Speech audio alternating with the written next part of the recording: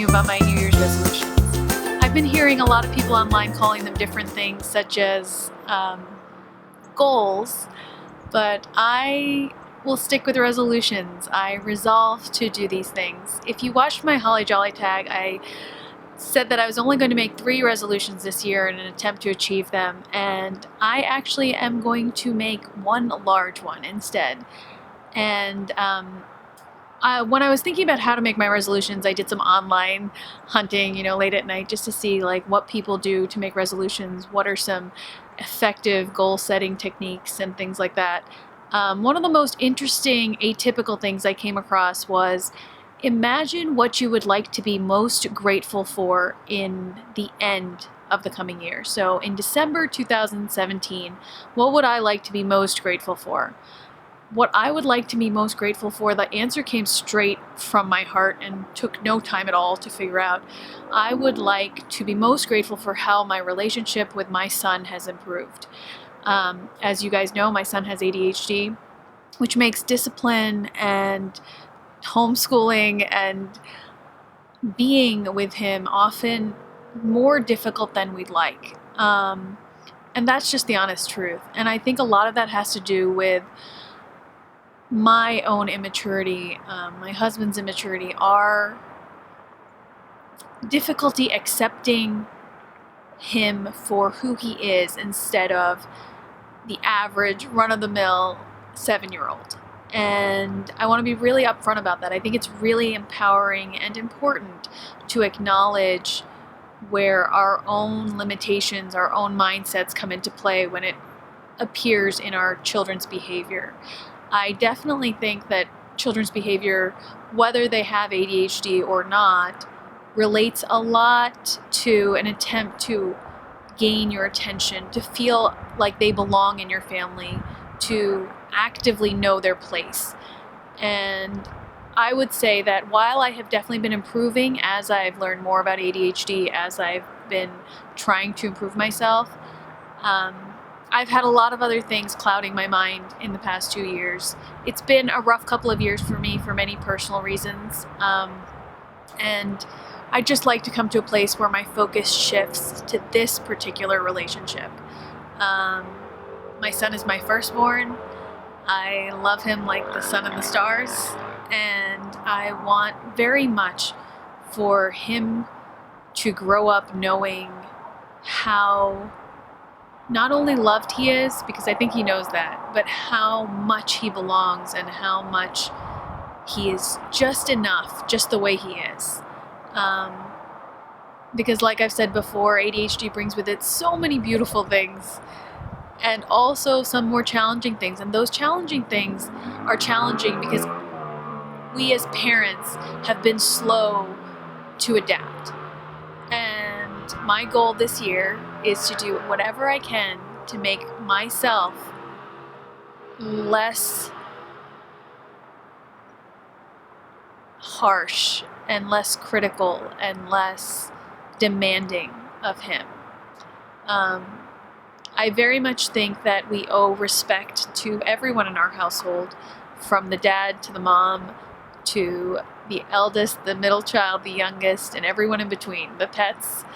And I would like to do that. So to that end, my one greatest goal is to improve my relationship with my son. And to achieve that, I have a 3-pronged approach. One of which is to become much more intentional in my mornings and to calm myself and my mind and kind of cultivate a center of grace and gratitude and peacefulness, so that when I embark upon my day with my children, I have a much better mindset from which to grow. And that springboards into my second prong, which is just self-care. Or maybe it intersects with the first prong, but it is trying to improve the state of my mind, to make me less reactional and more compassionate. And so I'm hoping to embark upon some regular yoga, some mindful meditation, and some more spiritual reading.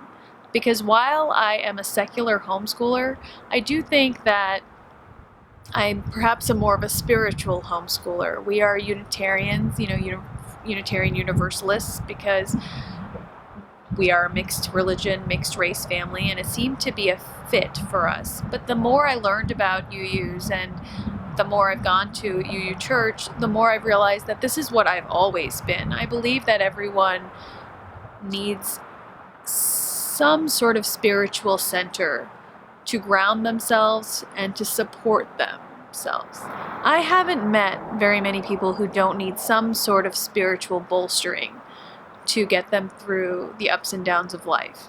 Whether that be Christianity or Judaism, a set religion, or just a path, a knowing, a set practice, some sort of ritual in your day to kind of ground you in this life.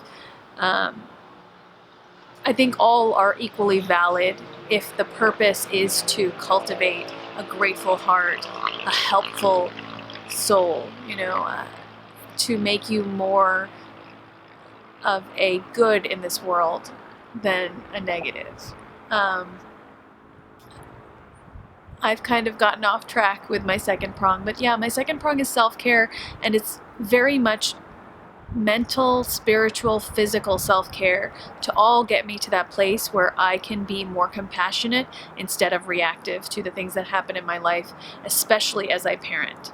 The third prong is to be more intentional in my homeschooling and also in how I share that intentional journey with you guys, because I think as I started this channel, I was a little bit all over the place, and I want to be more intentional because I think there's a lot of YouTubing support out there for Christian homeschoolers, and I think that's wonderful. And I think a lot of books have been written by Christian homeschooling moms to help them on this journey, but I don't think that those sources and those resources really exist in that volume and in that quality for secular or spiritual homeschoolers. I think that it's a lack that I have felt as I started this journey, and I'd like this channel to become more of a source of support for secular, spiritual homeschoolers. I think it would be nice to